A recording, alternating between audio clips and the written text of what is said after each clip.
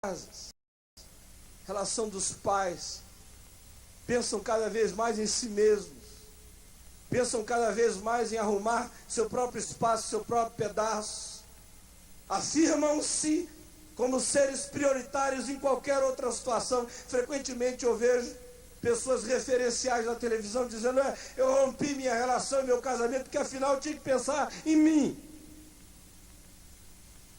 É esse individualismo que faz os cônjuges considerarem muito pouco as consequências dos seus atos sobre o parceiro e sobre os filhos. Se for alguma coisa que de imediato agrada a você, de imediato se adequa às suas conveniências, de imediato lhe proporciona algum tipo de prazer, um arrepio ou compensação instantânea que você ache significativa, então que se dane o resto. A mulher, os filhos ou qualquer coisa, eu me arrepiei todinho, senti um orgasmo maravilhoso e vou à frente. Esse individualismo que torna a busca da felicidade pessoal o alvo dos alvos na vida das pessoas. Torna a realização e a planificação de mim mesmo, em mim mesmo, para mim mesmo e por mim mesmo o alvo supremo que eu persigo com toda a intensidade, com toda a obstinação.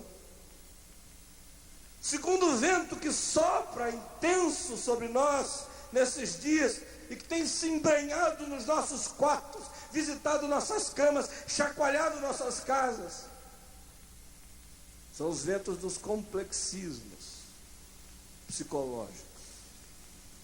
As pessoas estão cada dia mais complicadas. Cada dia você sabe menos do que pode esperar das pessoas. Cada dia há menos relação de causa e efeito. Cada dia mais nós estamos vivenciando aquele experimento de Lameque que disse: eu matei um homem porque ele pisou aqui no meu calcanhar, pisou no meu calcanhar, eu matei. Essa coisa de a causa é essa, o efeito não é proporcional à causa.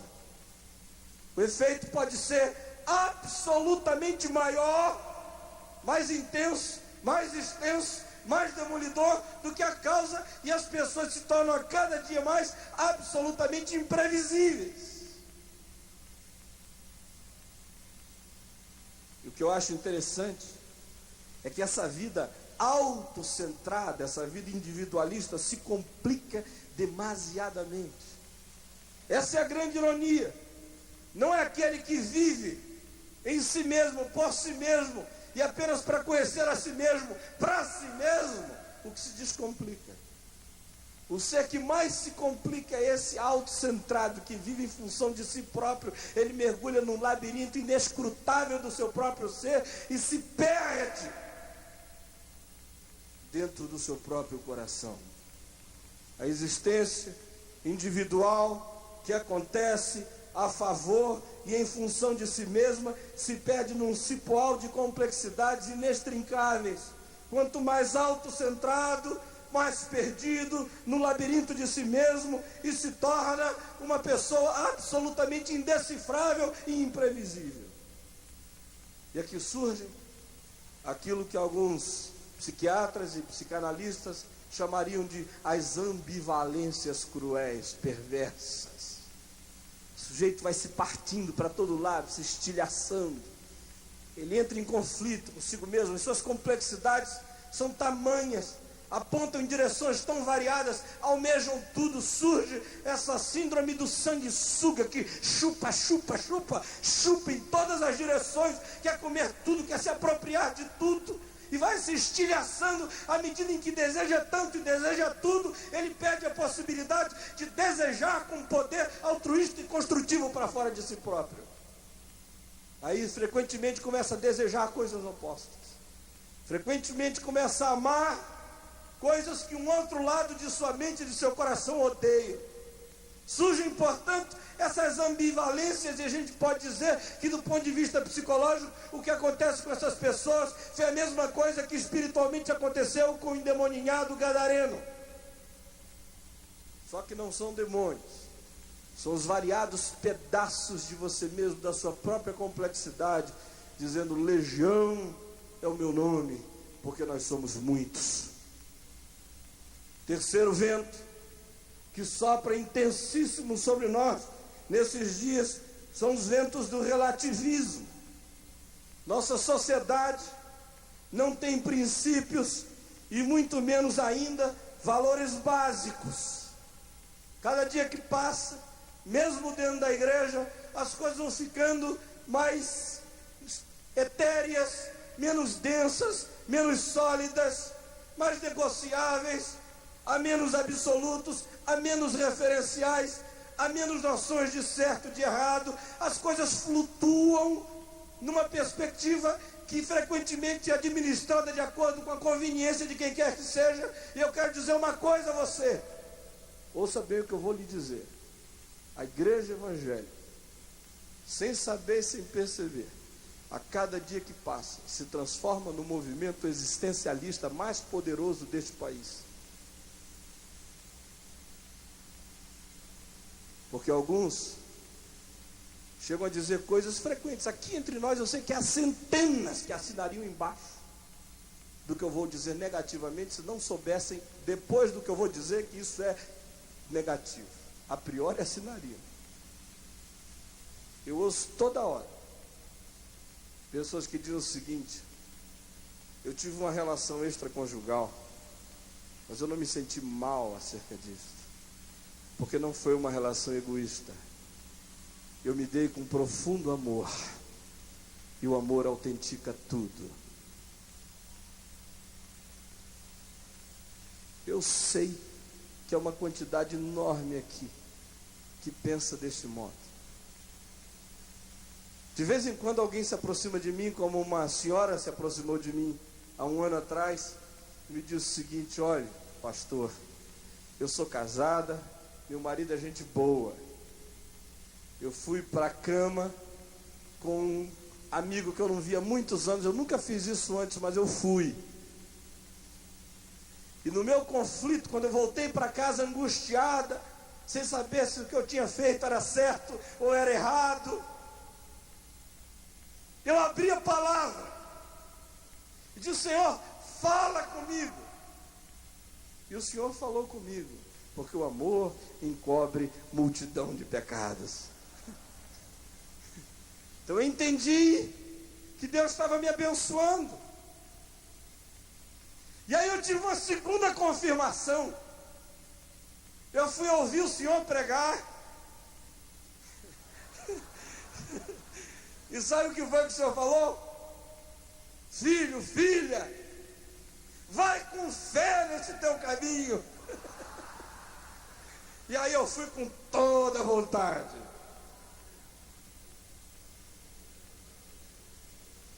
O que é isso? É uma igreja que não faz mais nenhuma leitura objetiva, nem absoluta do Evangelho, nem da palavra de Deus. Agora é o sorteio. Você não quer mais saber o que Jesus diz sobre isto, sobre aquilo, o que a palavra diz explicitamente sobre uma coisa ou sobre a outra. As pessoas simplesmente abrem a Bíblia, botam o dedo em cima na direção que cair, do jeito que cair, autentica ou não, existencialmente, aquela situação, mas tudo é relativo. Cada vez mais esse existencialismo se impregna na igreja e às vezes até pela via de um carismatismo não equilibrado. De vez em quando alguém diz: olha, eu estava numa dúvida. Um rapaz falou numa dúvida, não sabia o que eu faria, se eu continuava a minha relação extraconjugal com aquela moça ou não. Eu fui numa profetisa.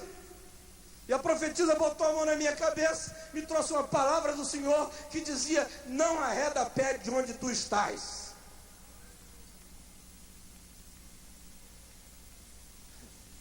Agora não me digam que só sou eu que sei dessas histórias. Eu sei que todo mundo aqui sabe de coisa parecida e sei que há muita gente aqui vivendo coisas parecidas.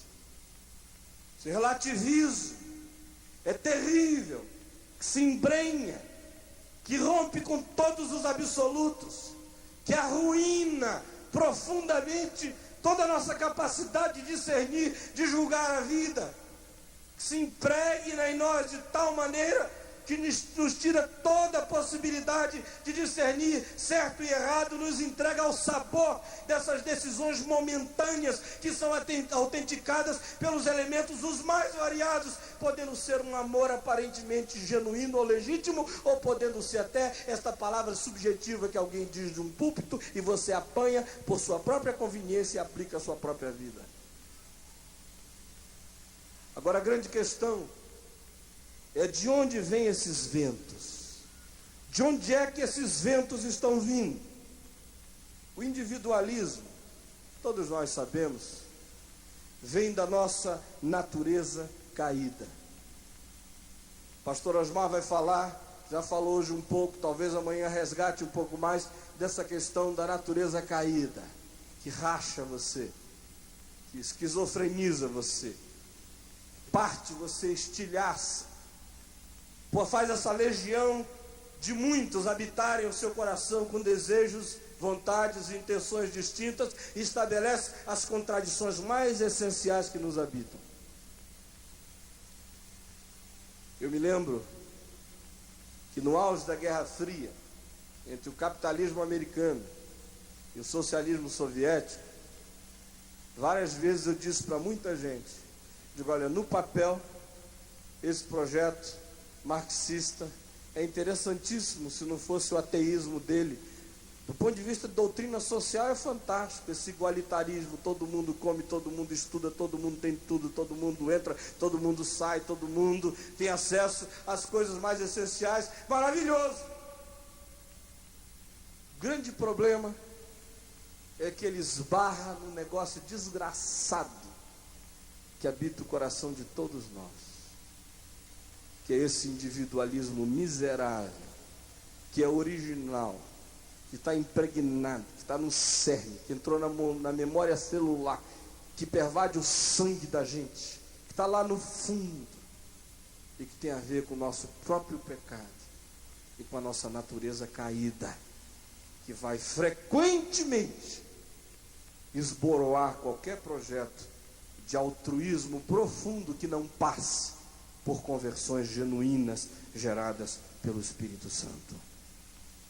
O individualismo também vem nos nossos dias e se acentua em função da diminuição das vivências comunitárias resultantes do processo de urbanização. Cada vez mais vivendo nos grandes centros, a gente se individualiza mais.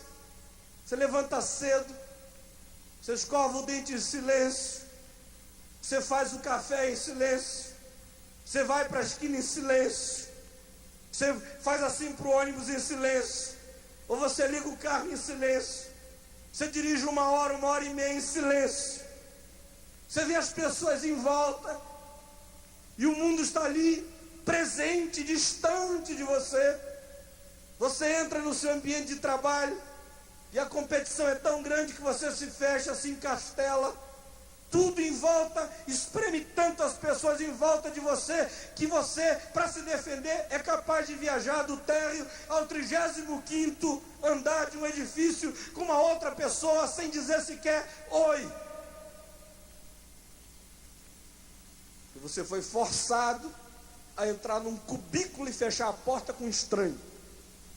Aí você se fecha para o estranho. E você vai aprendendo a se fechar em todas as direções. Você volta para casa, e a vida em casa demanda de você agora um outro tipo de silêncio. Você ficou emudecido o dia inteiro, agora você quer ter a opção de silenciar, por desejo de silenciar, você silencia. Aí todo mundo na casa volta-se para a Rede Globo, para o Plim Plim, seja lá para o que for, e fica ali olhando abobalhadamente aquela caixa, horas e horas e horas, e não conversam mais nem nos intervalos, porque os intervalos estão ficando mais interessantes do que a programação em si.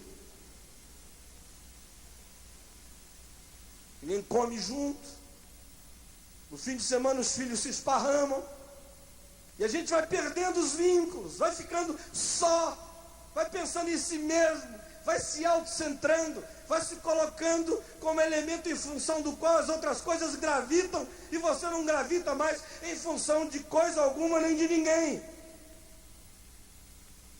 E além disso, Esse individualismo vem também do culto hedonista, existencial, que a gente faz cada vez mais neste país. A gente se volta para dentro de si mesmo, com essa vontade enorme de emprestarmos a nós mesmos o máximo de prazer que a gente possa dar a si próprio, e esse é um desejo e um prazer indivisível.